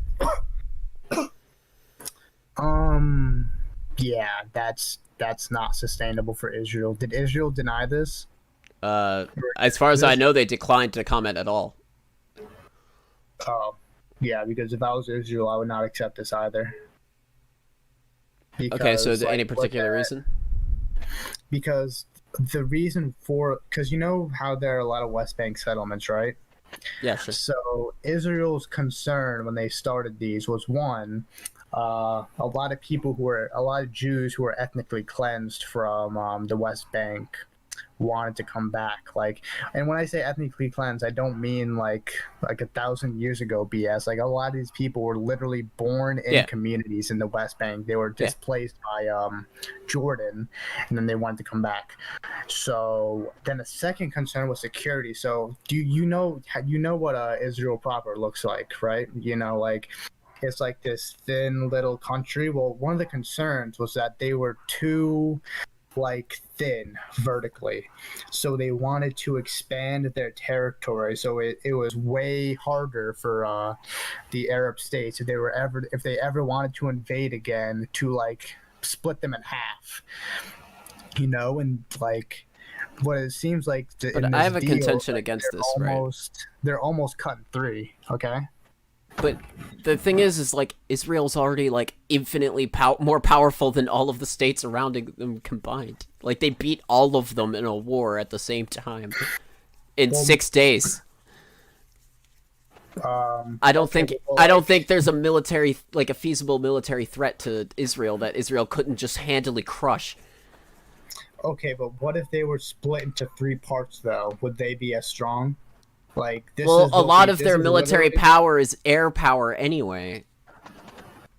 Yeah, So I but don't know how much what that we're affects it. saying is that, what I'm saying is, the reason why like splitting a country into different parts is such a good strategy is that you're blocking them off financially. So, But like, like when Israel you has infinitely more modern weapons and infinitely more like a huge air force. Like how like militarily, how are the Arabs going to even do that? They occupy the area, and then they occupy it for 6 hours, and then the Israeli military absolutely routs them. Well, look at this.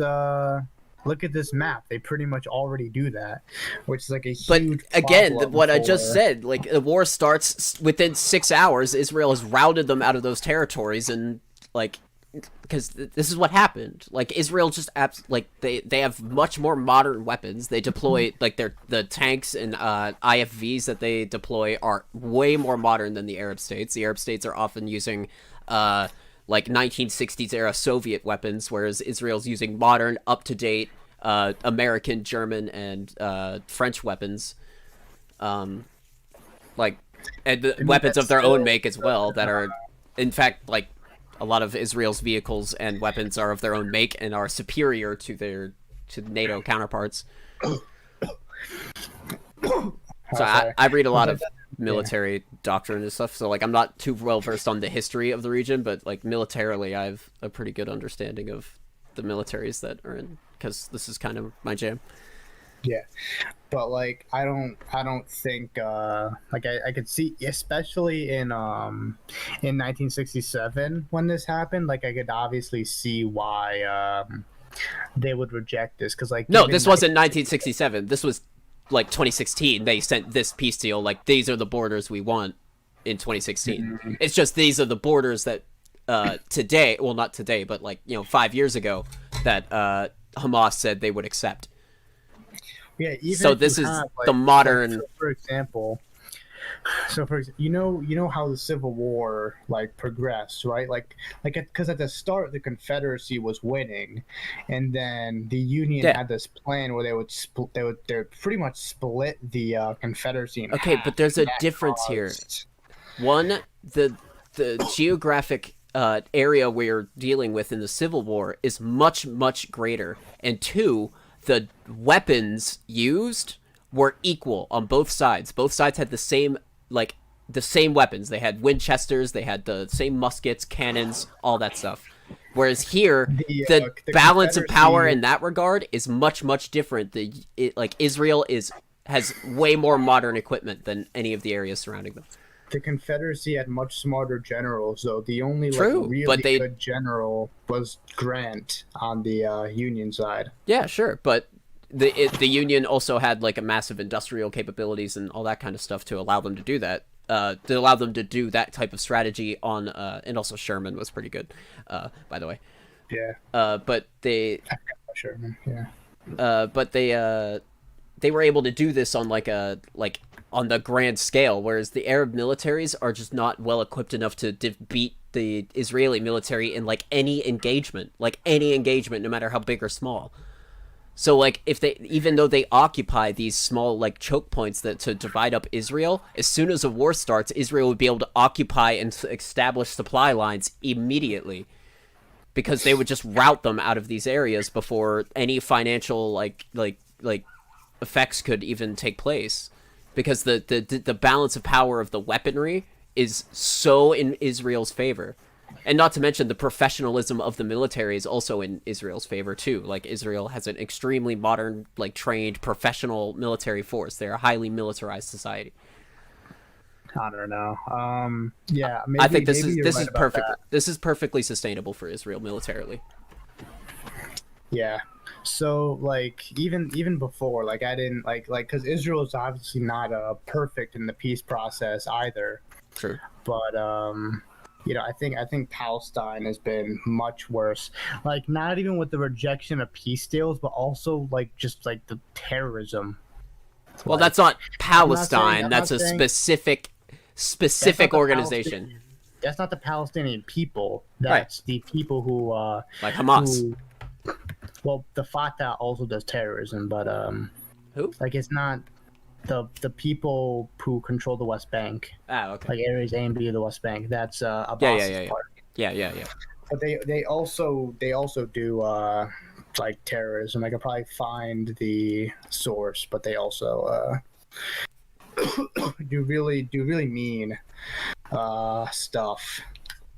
Yeah, You I'm know? sure they do, but like it's hard to put blame. Like I don't like dealing with this issue in terms of blame.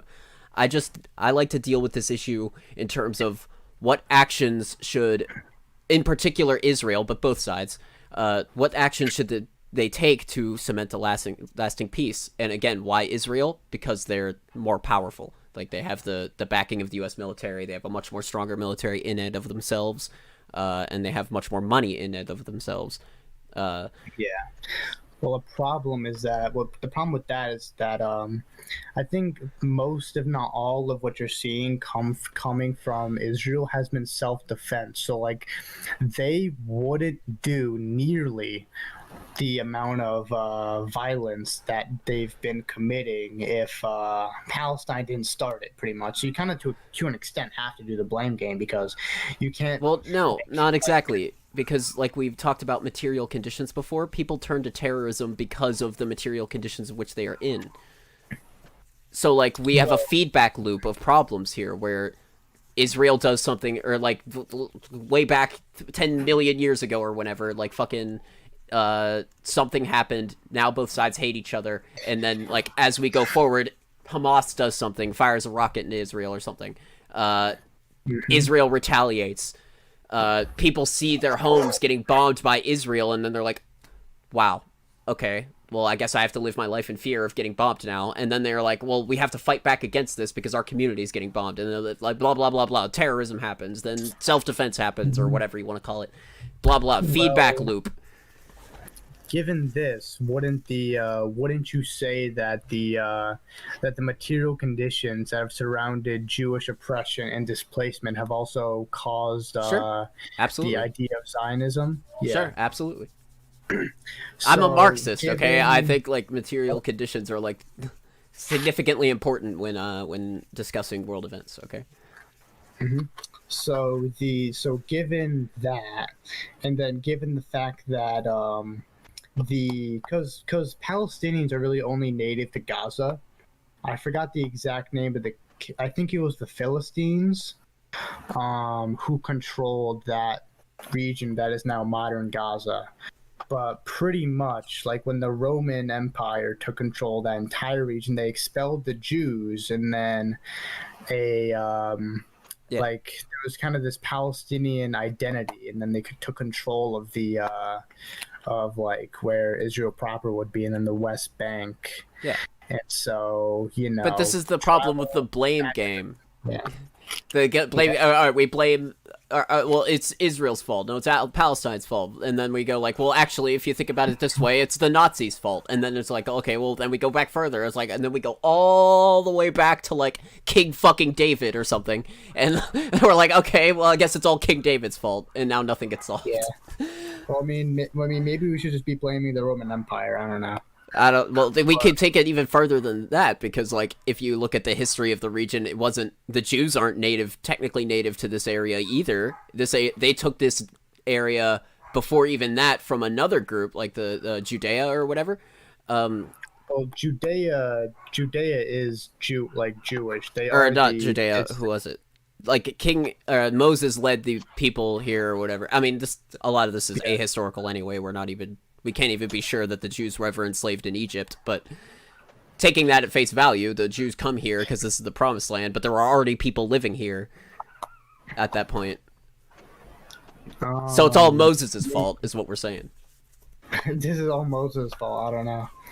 I mean, who was living there when I don't know. Moses brought them?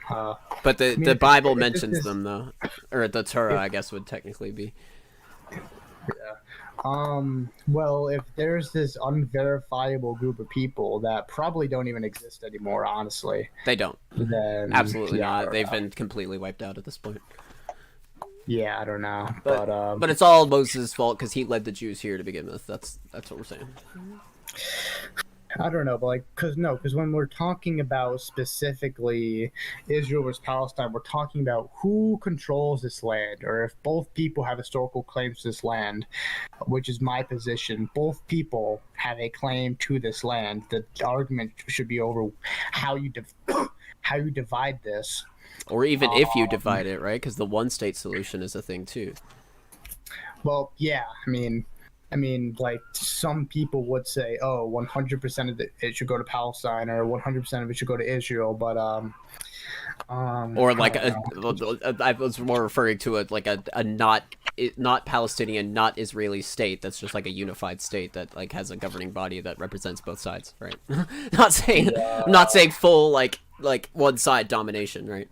yeah. That would be bad. Um, I think that would be bad because I think that would tarnish. I don't think Israel. I don't think both sides would ever accept that because Maybe that's because Israel, like they want to preserve a majority ethnically and religiously in well, maybe not religiously, but I don't know. Like they want to be the dominant group in their own country because the idea of Zionism that they're protected from oppression, that they have the right to self-determination. Because I'm pretty sure if the reason why Israel doesn't just go fuck it, Israel owns the West Bank and Gaza now, is that like they don't want to risk not being the majority in their country anymore because then that would tarnish the idea of Zionism, kind of.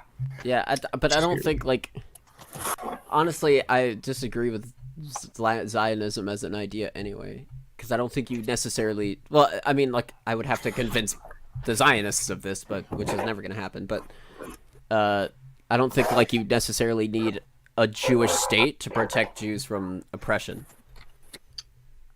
Right? You just need a So, state like, that what has would your sufficiently. You need a state what? that has sufficiently good institutions to do so. So, like how in the United States, like we have institutions that protect people from discrimination. Like you would need that. Well, let me ask you a question. So, given the fact that pretty much every state has, or every country in the world has displaced Jewish people, like if I was Jewish, I wouldn't really trust these exact same countries to now forever protect my. Well, this is the thing. This is the difference, though. In this country, though, in this country in question, you may not be a majority, but you're still 47% of the population or something like that.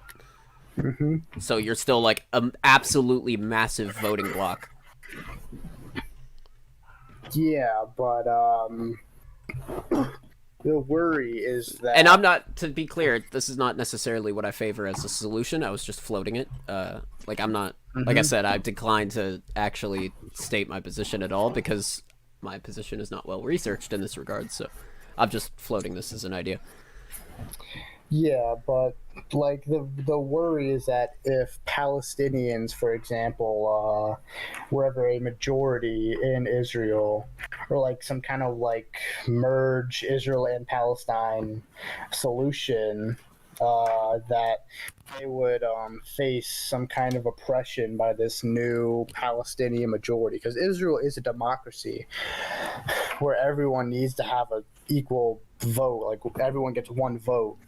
So the worry is that they would be outnumbered, which would cause some bad stuff to happen to Jews from Um, this Palestinian majority.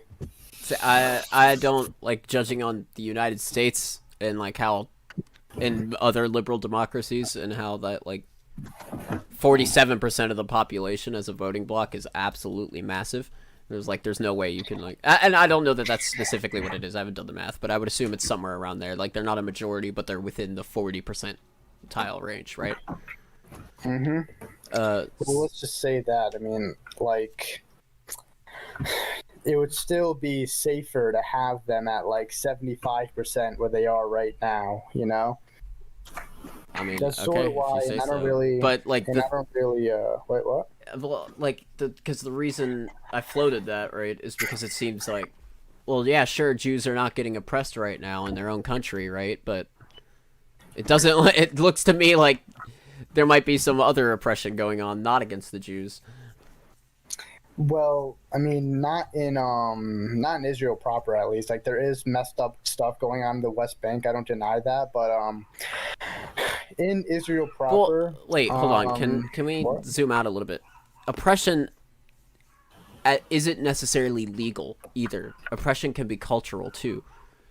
So you have the Jewish majority, right? And they view Palestinians as X, and that creates a system of oppression, even if it's not legally like mandated, right? That's how we get Well, things like systemic racism in the United States. well, yeah, there is mild systemic racism against Palestinians, and I recognize that like Israel has their own problems they need to deal with. But what's the best way to phrase this? Like, for one, there's hate on both sides, and that's not really because, and that it's not the same reason for like how African Americans view whites, like in America, because like all the fucked up shit they did to them. Yeah. Like, I don't know, it's more of just like you are like you're just kind of like the other team, and you're fighting for this land. And what's the best way to put it? I don't know, this is kind of a weird way to say it, but like, I don't know, it's just kind of like it's just two people fighting for the same land who both have legit claims to it, and they are yeah, just it's just conflicting nationalisms, pretty much. It's a better way to put it. Yeah. And they're fighting for the same land that causes a hatred on both sides. It is not it's not really due to either side being like some oppressive force, which I think both sides have differing levels of oppression against the other group systemically. You know? Yeah. Like, this is why I reject nationalism wholesale as a concept. But Well, I'm also against nationalism too, but well, yeah, we have to I think recognize that that's part of the problem. Like that's just ingrained in both societies' cultures. Yeah. yeah, but like when it comes to something like Zionism, like I kind of like understand why they would want to stay to their own though, right? Like they're literally Sure. like one of the most, if not the most oppressed groups in history, and they want a state that protects them from oppression. The same thing. I also support a Kurdistan. Like it's Free it's Rojava. yeah, I mean, yeah, whatever government it is, um, Well, as a leftist, you should know you know, already which one I yeah, support. yeah. I mean, it could be Rojava. I don't have a problem with it being Rojava, but Yeah. there's no really pragmatic solution to having like a Kurdistan with correct borders at least. But and then I also support to be more like to be consistent. Like I want better treatment of natives in America, Native True. Americans.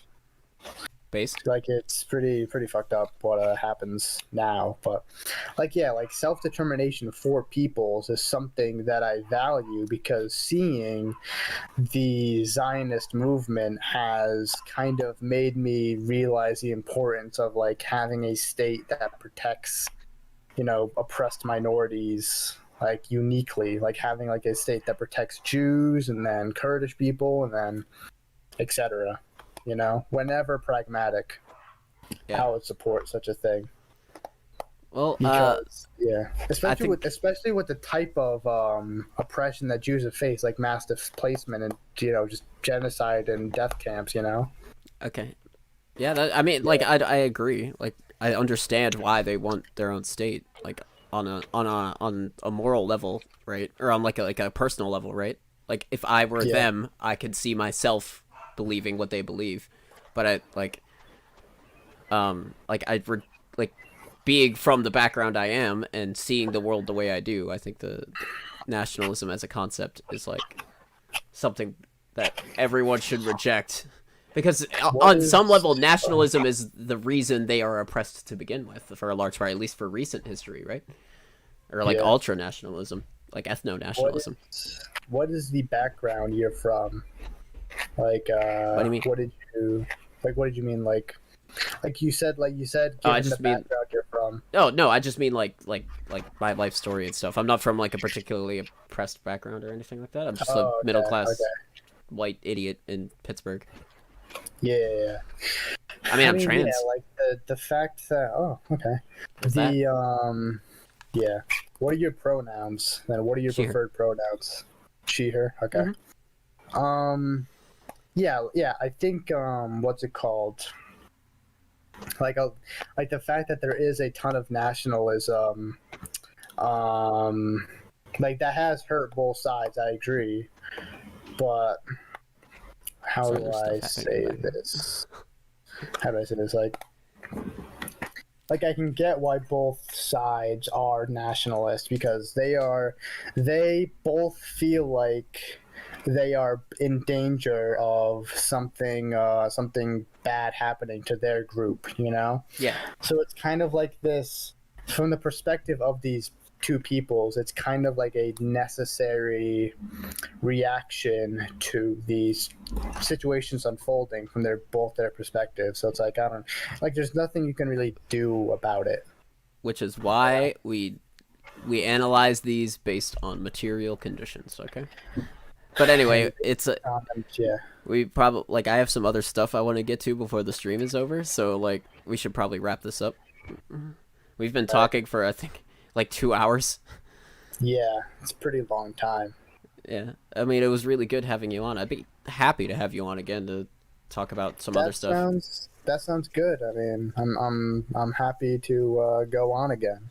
Yeah, like you as far as like 27 sub Andes like go, like you are fantastic to have on. Like this is a way better conversation than like one would expect. It's way more people should be subscribed to your YouTube channel. Though I would like to offer one criticism. I don't know if you were watching the stream yesterday, but we checked out your Israel Palestine video with your response to Vosh a little bit.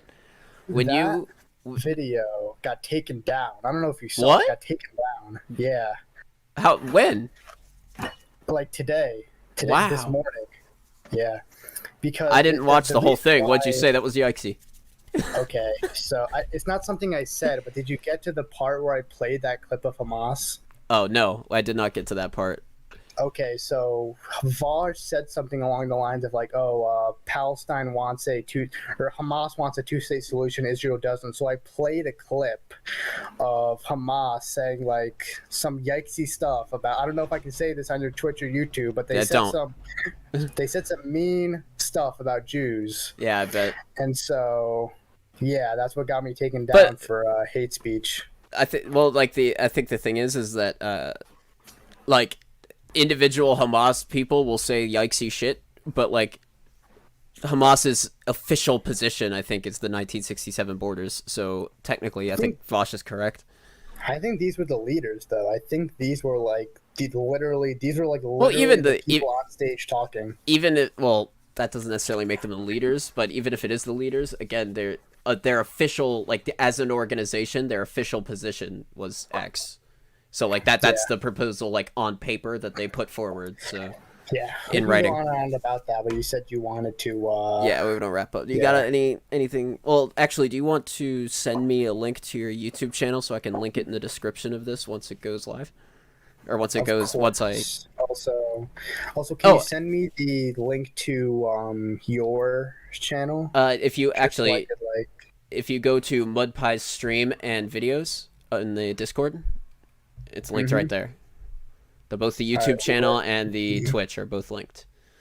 the Mudpie stream. Yep. Okay, just give me a second. I'm getting my channel for you real quick. Just put it in VC text. yeah, gotcha. Okay, and oh yeah, and I wanted to offer something a little bit constructive for you, a criticism of that video. When you list your sources in the description, can you in the future tie them to a specific claim in the video so I know what source is supposed to be for what claim you made in the video? Yeah. Because it was just listed and it was really hard to like figure out. I gotcha. I'll do that next time. Yeah. I'll give a spoiler on your stream. My next video is going to be another response video since my last one was taken down. It's a Ben Shapiro video about transgender people. So based. just like I'm gonna be responding to Ben's assholery on that subject. Nice. That's what's up. Hmm. Don't get taken down for hate speech because Ben I won't Shapiro. get I won't get taken down again for hate speech. I'll make sure of that. You know. Someone in my chat just said Fat Ian took your video down. Yeah, true. I think whoever reported my video, I'm gonna find you. No, I'm kidding. It was But me. yeah. Sorry. No, I'm just kidding. Oh no. Yeah. Jesus. That video was going insane too. Like that video was getting so many views, and then it Yeah, just gets taken down at like 5 a.m. yeah. That's kind or of some shit. that's kind of crazy. It's like weird because like Do we were just watching it on yeah, stream yesterday. I was like, yeah, this looks like a well put together video and shit. But like, I wish the sources were yeah, actually tied to a claim, so I could just go down like, oh, you claim. The one I was looking for the source on was like the evictions being a dispute between private individuals.